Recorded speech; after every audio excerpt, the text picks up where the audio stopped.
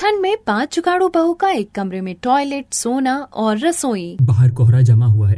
अंदर कमरे में एक कोने में चूल्हा जल रहा है, जिससे पूरे कमरे में धुआं भरा हुआ है। जगह इतनी कम है कि हर जगह डब्बे, कपड़े फैले हुए हैं। रंजन चूल्हे पर पराठे बना रही है। पास ही मोहिनी आईना लेकर तैयार होने की कोशिश कर रही है और बच्चे अपना सामान ढूंढ रहे हैं। तभी रंजना कहती है, अरे ओ प्रियंका, जरा टॉयलेट का दरवाजा देख, खाली हो गया हो तो बच्चों को घुसा दे, वरना स्कूल के लिए देर हो जाएगी। मोहिनी, जरा ये अपना आईना नीचे रख दो, मुझे काम करने में दिक्कत हो रही है। अरे भाभी, अंदर से कुंडी बंद है, खुले तब तो बच्चों को भेजूंगी। सुबह सुबह ये टॉयलेट की लाइन और बच्चों के स्कूल का टाइम, ऊपर वाला ही जाने ये घर है या रेलवे स्टेशन। वहीं पास में साक्षी बहू चाय छानते हुए कहती है, मम्मी जी, इस धुएं में तो दम घुट रहा है, ऊपर से ये कड़ाके की ठंड, ऊपर से विराज और राहुल की शादी की तारीख भी पक्की हो गई है। असली मुसीबत तो तब आएगी जब नताशा और कल्पना इस घर में आएंगी। उन्हें क्या छत फाड़ कर ऊपर सुलाएंगे हम। बहुएं अपनी सास राधिका से बात कर रही होती है। तभी अचानक से राधिका जी की आंखों में नमी छा जाती है। उन्हें वो सारी पुरानी बातें याद आने लगती हैं, जहाँ वो पुराना घर, जिम्मेदारियाँ और सभी सुख सुविधा। देख विवेक, तू छोटा है तो हिस्सा भी छोटा ही मिलेगा। ये स्टोर रूम आज से तेरा है। इसी में रसोई बना या टॉयलेट हमें कोई मतलब नहीं है, लेकिन अब इस घर में तुम्हारी कोई जगह नहीं है। भाई साहब, आप कैसी बातें कर रहे हैं? आप जानते तो हैं मेरे 5 बेटे हैं, बेटी हैं, बहुएं हैं, और फिर अभी तो 2 बेटों की शादी भी होनी है। हम कैसे एक ही कमरे में जानवरों की तरह रहेंगे? और फिर इस घर में तो हम दोनों का हिस्सा बराबर ही होना चाहिए। और एडजस्ट करने की क्या बात है, बहुएं तो कर ही लेंगी एडजस्ट, एक के ऊपर एक सो लेंगे। पुरानी बातों को सोचते हुए सास राधिका की आंखों में आंसू टपकने लगते हैं। तभी अपनी बहुओं से वो कहती है, अरे बस करो बहुओं, लड़ने से ये दीवारें चौड़ी नहीं हो जाएंगी। तुम तो जानती हो पहले से ये हालात नहीं थे, हमारे पास और कोई रास्ता भी नहीं है, इसी कमरे में एडजस्ट तो करना पड़ेगा बेटा। हमारे घर में इतनी कोई कमाई भी नहीं है कि हम कुछ घर में बनवा सकें। अभी हमें माफ कर दीजिए मम्मी जी, सुबह सुबह बहुत मुश्किल हो जाती है, इसीलिए हमारे मुंह से निकल गया। आप सही कह रही हैं, हमें खुद कोई रास्ता निकालना होगा, लड़ाई करने से तो कुछ भी नहीं होगा। वैसे भी ताऊ जी और उनके परिवार वाले तो यही चाहते हैं कि इस तंगी में हम लोग खूब लड़े और बिखर जाएं। इसी तरह कुछ दिन बीते हैं। घर में शादी की हलचल मची हुई है, लेकिन तीनों बहुओं के चेहरे पर टेंशन, क्योंकि जगह नहीं है। तभी प्रियंका कहती है, दीदी मुझे तो बड़ी टेंशन हो रही है, नताशा और कल्पना कहाँ सोएंगी? पहले तो हम लोग इतना चिपक कर सोते हैं, 2 लोग और बढ़ जाएंगे तो क्या हम लोग एक दूसरे की गर्दन पर सोएंगे? बात तुम ठीक कह रही हो प्रियंका, हमें कुछ जुगाड़ तो करना ही पड़ेगा। ताऊ जी ने हमें स्टोर रूम दिया, इसकी छत वैसे भी लंबी और हमारे पास कुछ लोहे के एंगल भी रखे हुए हैं।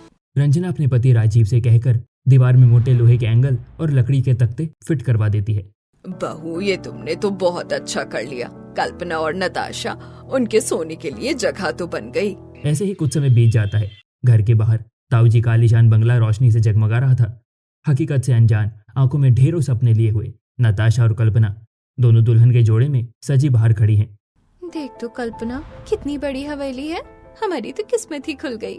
हाँ सही कह रही हो, ये हवेली तो बड़ी सुंदर है। अरे वाह राधिका चाची, आपके पास तो बड़ी हिम्मत है, घर में बैठने की जगह नहीं और आप 2 बहू और ले आई। अब कहाँ सोएंगे इतने लोग? सर ध्यान रखना, इतनी भीड़ में किसी बहू की सांस ही न रुक जाए। ताऊ की बहू की बात दोनों बहू को समझ नहीं आती। तभी सास राधिका और बड़ी बहू रंजना आरती की थाली लेकर आती है, लेकिन वो उन्हें हवेली के दरवाजे पर नहीं बल्कि अपने कमरे की तरफ ले जाती है। कहाँ ले जा रही है? हवेली तो पीछे है। चलो बेटा, सही जगह ले जा रहे हैं। जैसे ही नताशा और कल्पना उसे कमरे के अंदर कदम रखती है, उनके पैरों तले जमीन खिसक जाती है। अंदर धुआं है, बर्तन रखे हैं, कोने में टॉयलेट का दरवाजा है और ऊपर वो लकड़ी की ट्रेन बर्थ बनी हुई है। मेरा दम घुट रहा है, यहाँ तो टॉयलेट और चूल्हा एक साथ है, मैं यहाँ नहीं रह सकती। आप लोगों ने धोखा दिया है हमें, बताया क्या था हवेली और असलियत है ये एक कमरा जहाँ एक साथ इतने सारे लोग सोते हैं, चिपक चिपक कर सोते हैं। कमरे के अंदर ही बाथरूम है, जिसकी वजह से पूरी कमरे में गंध है, और सबसे बड़ी बात वहीं किचन भी है। बड़ी बहू रंजना नताशा के पास आकर उसे समझाती है, नताशा शांत हो जाओ, तुम्हें लग रहा है कि तुम्हें धोखा दिया गया है, धोखा तो हम लोगों को मिला है। वो जो बंगला तुम देख कर आई हो वो ससुर जी का ही था, लेकिन एक रात ताऊ जी ने हम सभी को उस बंगले से बाहर निकाल दिया।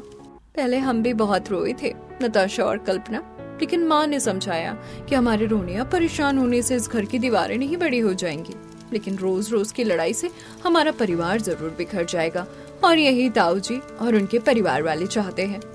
माँ, हम लोगों को माफ कर दीजिए। शुरू में तो झटका लगा, लेकिन आप लोगों के साथ भी तो धोखा हुआ। तीनों जेठानी और सास के समझाने के बाद कल्पना और नताशा समझ जाती हैं और उसके बाद सोने के लिए बिस्तर लगता है। कल्पना और नताशा को बनाए हुए जुगाड़ के बेड पर बिस्तर लगाया जाता है। दीदी, यहाँ तो करवट लेने की भी जगह नहीं है। आदत पड़ जाएगी, बस याद रखना हाथ पैर ज्यादा मत हिलाना। नीचे ससुर जी सो रहे हैं, उनको लग जाएगी। अब जल्दी सो जाओ, यहाँ सुबह जल्दी उठना भी होता है। कड़ाके की ठंड, चारों तरफ कोहरा और कमरे में खर्राटों की आवाज आ रही है। अभी सुबह के 4 ही बजे हैं, हर तरफ अंधेरा ही अंधेरा है।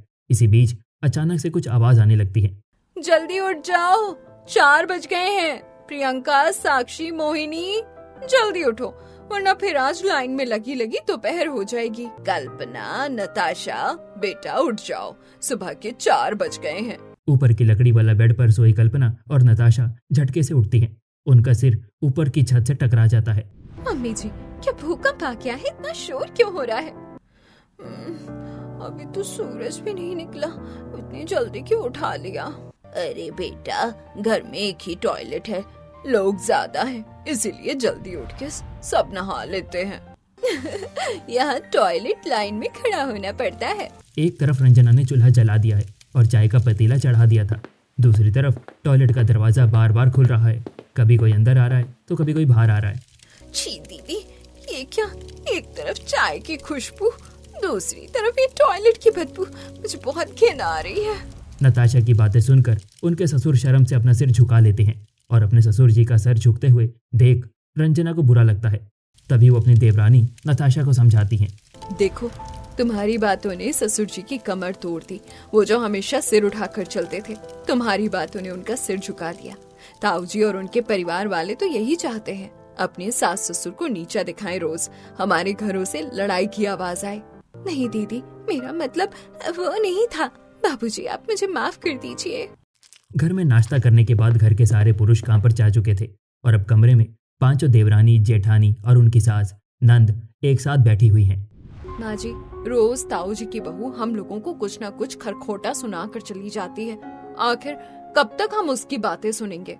हमारे पास अभी पैसे नहीं है। जितने पैसे आते हैं उसमें से बच्चों की फीस और घर का राशन ही हो पाता है।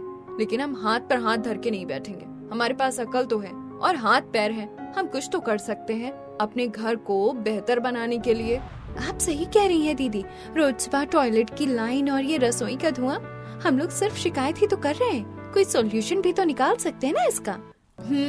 ठीक है, आज से हम 5 बहुएं मिलकर इस एक कमरे का नक्शा बदल देंगे। मर्दों के जाने के बाद घर की बहुओं ने कमान संभाली। घर के आंगन में कबाड़ का सामान इकट्ठा किया गया। भाभी, मुझे लगता है कि रसोई से टॉयलेट की बदबू दूर करने के लिए हम एक जुगाड़ू टॉयलेट बाहर बना देना चाहिए। तुम बिल्कुल ठीक कह रही हो, हमें सबसे पहले टॉयलेट का जुगाड़ करना चाहिए। सभी बहुएं मिलकर बाहर टॉयलेट बनाने में लग जाती हैं। देखो, उस गैलरी के कोने में थोड़ी सी जगह है। ताऊ जी ने वो हिस्सा छोड़ दिया था क्योंकि वहाँ कचरा पड़ा रहता है। हम वहाँ पर टॉयलेट बना सकते हैं। सभी बहुएं एक टीम की तरह काम में लग जाती हैं। रंजन, प्रियंका जमीन खोद रही हैं। नताशा, कल्पना और साक्षी पुरानी टीन की चादर उठा रही हैं। साक्षी, वो पुराने लोहे के पाइप और तिरपाल ले आओ। हमें चारों तरफ से ऐसे ढकना है कि बाहर किसी को पता ना चले और अंदर पूरी प्राइवेसी रहे। रंजना हथौड़े से अंदर वाले बाथरूम की दीवार के पास गड्ढा करती है। दीदी, नया टैंक खोदने के पैसे तो है नहीं, अब क्या करेंगे? दिमाग लगाएंगे। हम अंदर वाले टॉयलेट की मेन पाइपलाइन को बाहर से काटेंगे और वहाँ एक टी पाइप लगा देंगे। इससे नया टॉयलेट उसी पुराने सीवर से जुड़ जाएगा। बहू की मेहनत से कुछ ही घंटों में बाहर एक जुगाड़ू टॉयलेट खड़ा हो जाता है। बाहर पुरानी चादरों और तिरपाल का पर्दा लगा हुआ है और अंदर एक सस्ती मगर साफ सीट फिट कर दी गई है। अरे वाह, तुम पांचों ने तो इतना मुश्किल काम बड़ी ही आसानी से कर दिखाया। जी माँ जी, जब घर की बहुएं एक साथ काम करें तो हर काम आसान हो जाता है। आज से अंदर का टॉयलेट सिर्फ नहाने के लिए इस्तेमाल किया जाएगा और बाहर का वॉशरूम की तरह। इससे घर के पास बदबू नहीं आएगी, सिर्फ खाने की खुशबू ही खुशबू होगी। ताऊ जी की बहू अपने बालकनी में खड़ी होकर ये सब देखती है और वहीं से चिल्लाते हुए कहती है, अरे तो ये क्या कर रही हो? ये तंबू क्यों गाड़ दिया सड़क पर? नगर निगम वाले आएंगे तो जेल में डाल देंगे सबको। भाभी, ये तंबू नहीं है, हम पांचों की मेहनत है। और रही बात नगर निगम वालों की, तो नगर निगम वाले अवैध कोठियों को तोड़ते हैं, ये जगह अवैध नहीं है। शाम का समय हो चुका है। ससुर विवेक और पांचों बेटे थके हारे घर में लौटते हैं। जैसे ही वो टॉयलेट का स्ट्रक्चर देखते हैं, सभी लोग हैरान हो जाते हैं। अरे ये बाहर क्या बना दिया? ये आपकी बहुओं की मेहनत और उनकी अकल है। अब किसी को भी सुबह सुबह धुएं और बदबू में लाइन नहीं लगानी पड़ेगी। विवेक जी अंदर जाकर देखते हैं कि रसोई एकदम साफ है। सभी पतियों की आंखें भी अपनी पत्नियों के लिए सम्मान से बढ़ जाती हैं। मैं आज बहुत खुश हूँ। मेरी पांचों बहू ने मेरा सिर गर्व से ऊंचा कर दिया। जो हम लोग न कर सके, वो मेरी बहुओं ने कर अपनी अकल और मेहनत से कर दिखाया। अगले दिन सुबह के 5:30 बजे हैं, लेकिन आज ना तो कुछ चिल्लाया, ना ही थाली पीटी गई। सुबह तो हुई, पर बहुत सुकून वाली। अरे राधिका चाची, आज आप क्या कदर नहीं बचा? क्या हुआ, बहुएं मायके चली गईं क्या? भाभी, आपको भी सिर्फ हमारे घर की ही फिक्र लगी रहती है। हम पांचों यही हैं, मायके नहीं गए। अब हमारे यहाँ सुकून है, क्योंकि हमने ईंटों की नहीं, एहसासों की, रिश्तों की एकता की दीवार खड़ी की है। सभी घर के मर्द काम पर निकल चुके हैं। अब बहुएं किचन को बेहतर बनाने का सोचती हैं। टॉयलेट का इंतजाम तो हो गया है, लेकिन अब हमें किचन के इस धुएं का भी कोई इंतजाम कर लेना चाहिए, वरना ये धुआं हमारी आंखों को फोड़ डालेगा एक दिन। दीदी, धुआं बाहर निकालने के लिए चिमनी चाहिए होगी, और उसके लिए पैसे। पैसे नहीं है तो क्या हुआ, कबाड़ तो है। दीदी, हम कबाड़ के डब्बों को काट कर चिमनी बनाएंगे। रंजना और प्रियंका ने तेल के बड़े पीपों को काटकर एक बड़ा पाइप बनाया और उसे चूल्हे के ऊपर फिट कर दिया। इसका दूसरा सिरा खिड़की से बाहर निकाल दिया। इस तरह बहू का देसी चिमनी बनकर तैयार हो गया। दीदी देखिए, अब तो चूल्हा जल रहा है, लेकिन धुआं बाहर है। हम पांचों अपने दूसरे जुगाड़ में भी सक्सेसफुल रहे। बहुओं को इस देसी चिमनी वाले जुगाड़ से घर के सभी लोग काफी खुश होते हैं। लेकिन घर की बहुएं यहीं पर रुकने वाली नहीं थी। अब उनका अगला कदम था अपने घर की स्टोरेज को बढ़ाने का। दीदी, हमारे पतियों की फैक्ट्री में कितनी सारी लकड़ियां और प्लाईवुड खराब ही पड़ी रहती होंगी। अगर वो हमें लकड़ियां ला कर दें, तो हम उन लकड़ियों से छत के नीचे अच्छी मचान खड़ी कर सकते हैं। वैसे तुम सही कह रही हो, लेकिन सिर्फ लकड़ियों से काम नहीं चलेगा, हमें पैसे भी चाहिए होंगे। घर की पांचों बहुएं आपस में प्लान बनाती हैं कि कुछ पैसे जमा करके जो उनके काम आ सके। प्रियंका और साक्षी सुबह जल्दी उठकर पड़ोस की बड़ी कोठियों में झाड़ू पोछा और खाना बनाने का काम शुरू करती है। रंजना अपनी सिलाई मशीन पर कपड़े सिलना शुरू करती है। नताशा और कल्पना मोहल्ले के बच्चों को ट्यूशन पढ़ाना स्टार्ट करती हैं और बिजली के बिल से बचने के लिए सोलर वाटर हीटर का जुगाड़ करती हैं। अगर हमें पैसे बचाने हैं, तो सबसे पहले हमें बिजली का बिल बचाना होगा, तभी तो रंजना भाभी मशीन चला पाएंगी। हम बिल से बचने के लिए सोलर एनर्जी, धूप का सहारा ले सकते हैं। उन्होंने छत पर काले पाइपों को बनाकर फैला दिया और उसे टंकी से जोड़ दिया। दिन भर की धूप से पाइप का पानी खोलने लगा। इस पाइप का एक सिरा ऊपर वाली पानी की टंकी से जुड़ा और दूसरा सिरा दीवार में छोटा सा छेद करके सीधा नीचे बाथरूम के नल में उतार दिया। सुबह का समय विवेक जी बाथरूम से निकले, लेकिन आज वो सर्दी से कांप नहीं रहे थे, बल्कि उनके चेहरे पर मुस्कान थी। अरे रंजना, आज तो कमाल हो गया। जैसे ही नल खोला, ऐसा लगा किसी ने खोलता हुआ पानी डाल दिया। क्या आज तुमने 10 बाल्टी पानी गर्म कर ली क्या? नहीं बाबूजी, ये आपकी बहुओं का नया जुगाड़ है, बिजली के बिल और ठंड से बचने के लिए। इन्होंने छत पर सूरज को कैद कर लिया। अब जब तक धूप रहेगी, जब तक हमें गर्म पानी मिलेगा। इसी तरह कुछ समय बीतता है और एक दिन रंजना अपने पति से कहती है, सुनिए, आप अपनी फैक्ट्री से लकड़ियों की टुकड़े और प्लाई ला सकते हैं। हमारे कमरे की छत ऊंची है, तो हम इसके बीच में एक हाफ फ्लोर मचान बनाएंगे। लकड़ियां लाने में तो कोई दिक्कत नहीं है, लेकिन मिस्त्री को देने के लिए पैसे नहीं हैं। अभी माँ की दवा भी लानी है इस महीने। भैया, मिस्त्रियों की जरूरत नहीं पड़ेगी, आप लोग बस लकड़ियां ला दीजिए और हमारी मदद कर दीजिए, सब कुछ आसानी से हो जाएगा। सभी भाई अगले दिन फैक्ट्री से लकड़ियां लेकर आते हैं। रात के समय सभी एक दूसरे की मदद करते हैं। छत के बीच मचान बनाने में लग जाते हैं। पतियों की मदद से दीवारों में लोहे के बड़े बड़े एंगल्स गाड़े जाते हैं। उन पर लकड़ी की भारी फट्टे बिछाते हैं। धीरे धीरे कमरे के बीच में एक नया लकड़ी का फ्लोर बनकर तैयार हो जाता है। ये तो तुम लोगों ने चमत्कार ही कर दिया। कोई कह ही नहीं सकता कि ये वही कमरा है जो पूरा सामान से भरा होता था। आज तो ये शहर के किसी कैफे जैसा लग रहा है। जी, आज से हमारे घर में जगह की टेंशन भी खत्म हुई। अब आप लोग बाबूजी के साथ नीचे रहिए, बच्चे और हम बहुएं ऊपर रहेंगे। जगह भी डबल, सुकून भी डबल। लकड़ी के मचान में बच्चे आराम से ऊपर खेल रहे हैं। ससुर जी नीचे बिना किसी शोर के आराम से लेटे हुए हैं। और जो भी घुटन से भरा कमरा था आज वो खुलापन महसूस कर रहा है। इसी तरह कुछ समय बीतता है और एक भाई आपस में बात करती हैं। भाभी, ये जो लकड़ियों के टुकड़े पड़े हैं, क्यों ना हम इससे किचन की कुछ जरूरत की चीज बना लें? इन लकड़ियों के टुकड़े से क्या बना सकते हैं, बताओ? भाभी, हम इन लकड़ियों से किचन के लिए एक स्टैंड बना सकते हैं जिससे हम बर्तन में रख लें या किचन के डिब्बे मसाले रख सकें। इससे हमारी किचन ऑर्गेनाइज्ड लगेगा। नताशा ने लकड़ी के छोटे टुकड़ों को जोड़कर मसाला स्टैंड, मोबाइल होल्डर और दीवार पर टंगने वाले सुंदर फोटो फ्रेम बनाए। अब उनके किचन में कोई भी मसाले का डिब्बा नीचे नहीं रखा था, सारे डब्बे ऊपर रखे हुए थे। धीरे धीरे राधिका जी के घर के जुगाड़ की बातें पूरे मोहल्ले में होने लगी। कुछ मोहल्लों की औरतें दरवाजे के सामने खड़ी होकर कानाफूसी कर रही थी। अरे राधिका, मोहल्ले में बड़ी चर्चा है, तुम्हारी बहुओं ने इस छोटे से कमरे को स्वर्ग बना दिया है। हमें भी तो दिखाओ कि क्या जादू किया है। जैसे ही औरतें कमरे के अंदर कदम रखती हैं, उनकी आंखें फटी की फटी रह जाती हैं। अरे बाप रे, ये तो पूरा का पूरा 2 मंजिला घर बन गया और ये लकड़ी की सीढ़ियाँ कितनी मजबूत हैं। अरे देखो तो, इनके किचन में जो लकड़ी का स्टैंड है वो कितना अच्छा है, और ये मोबाइल होल्डर, ये सब क्या तुम लोगों ने अपने हाथों से बनाया है? हाँ, हम लोगों ने ये सारी चीजें लकड़ी के कबाड़ से बनाई हैं। आप लोगों को कैसी लगी? अरे बेटा, बहुत अच्छी लगी। क्या ये सारी चीज तुम हमारे लिए भी बना सकती हो? हम इसका पूरा पैसा देंगे तुम्हें। बिल्कुल बना देंगे, आपको जो चाहिए। सभी बहुओं के चेहरे पर मुस्कान आ गई थी, क्योंकि उनकी मेहनत और कला उनकी कमाई का नया जरिया बन गया था। उतने में भीड़ देखकर ताऊ जी की बहू भी घर में आ जाती है। क्या ये वही कमरा है जहाँ बदबू आती थी? बैठने की जगह भी नहीं थी। इस कमरे को तो इन लोगों ने होटल जैसा सजा दिया है। अरे बेटा देख तो, इन लोगों ने अपने एक कमरे के घर को कितना सुंदर बना लिया है। ताऊ जी की बहू कमरे के बदलाव को देखकर चुपचाप खड़ी रह जाती है। वहीं खड़ी होकर देखती है कि मोहल्ले की औरतें बहुओं को लकड़ी का सामान बनाने के लिए ऑर्डर भी दे रही हैं। आज उसके पास कहने का कुछ भी ताना नहीं बचा था। वो चुपचाप अपनी हार मानकर वापस चली जाती है। आज हम लोगों को कितने सारे ऑर्डर्स मिल गए। अब हमारा अलग कमरा बनाने का सपना भी पूरा हो जाएगा।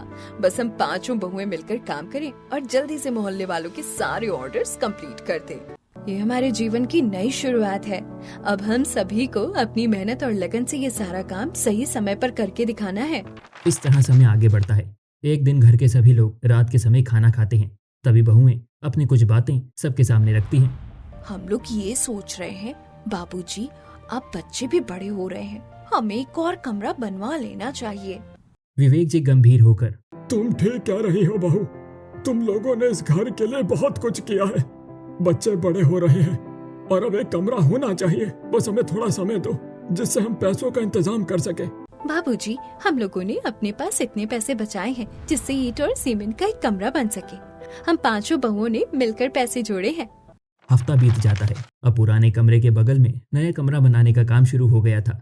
देखते ही देखते एक शानदार नया कमरा और एक वर्कशॉप बनकर तैयार हो जाती है। अरे ये क्या नया कमरा बना रहे हैं? इतना पैसा कहाँ से आ गया फकीरों के पास?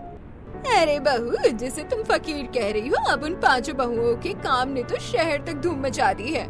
अब उनके पास खुद का हुनर है जिससे वो पैसे कमा रही हैं। ताऊ जी की बहू को ये बात हजम नहीं होती कि कैसे वो लोग कमरे से आगे अपना जीवन बढ़ा रहे हैं। जैसे ही वो अपने अंदर कोठी की तरफ मुड़ती हैं, उसे अंदर से चिल्लाने की आवाज आती है। मुझे इस कोठी में अब नहीं रहना। मुझे मेरा शेयर दो, मैं उसे बेचकर शहर में दूसरा घर लूंगा। इस बूढ़े बाप की सेवा अब मुझसे नहीं होगी। बच्चों के कैसे? आधा हिस्सा मेरा भी है और दूसरा आधा हिस्सा मैं बेचने नहीं दूंगा। अरे रुक जाओ, मत लड़ो। मेरे जीते जी मेरी कोठी को मत बेचो। मुझे यूं अनाथ ना करो। ताऊ जी रोते हुए बालकनी में आते हैं और वहां से देखते हैं कि नीचे उनके छोटे भाई की 5 बहुएं उनके पैर छू रही हैं और एक दूसरे का हाथ थामे हुए वो नए कमरे में प्रवेश कर रही हैं। उतने में उनकी बहू भी बालकनी में आ जाती है। देख रही हो बहू, उनके पास रहने को सिर्फ 2 ही कमरे, लेकिन खुशियाँ बेशुमार हैं। और हमारे पास इतनी बड़ी कोठी, लेकिन खुशियों का कहीं नाम और निशान ही नहीं। तुम सबने मिलकर मेरे इस घर को खंडर बना दिया। ताऊ जी की बहू अपने ससुर की ये बातें सुनकर सन रह जाती हैं। नीचे बहू की हंसी की आवाज गूंज रही है और ऊपर इस हवेली में लड़ाइयों की आवाज गूंज रही है।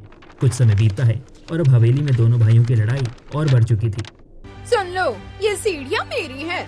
तुम लोग बाहर से लोहे की सीढ़ियाँ लगवाओ और खबरदार जो मेरे हिस्से के नल से पानी लिया। ये कोठी किसी के बाप की नहीं है। इतने में ही दोनों भाइयों में हाथापाई होने लगती है। तभी ताऊ जी बीच में आते हैं। तुम बीच में मत घुसो बुड्ढे, ये सब तुम्हारी ही करनी है जो हम लोगों को भोगनी पड़ रही है। चुपचाप एक कोने में खड़े रहो। अपनी बहू के शब्दों को सुनकर ताऊ जी के पैरों तले जमीन खिसक जाती है। ताऊ जी चुपचाप सीढ़ियां उतर नीचे आते हैं, भूख और प्यास से परेशान। तभी बड़ी बहू रंजना की नजर उन पर पड़ती है। ताऊ जी, आप इस तरह क्यों खड़े हैं? क्या हो गया?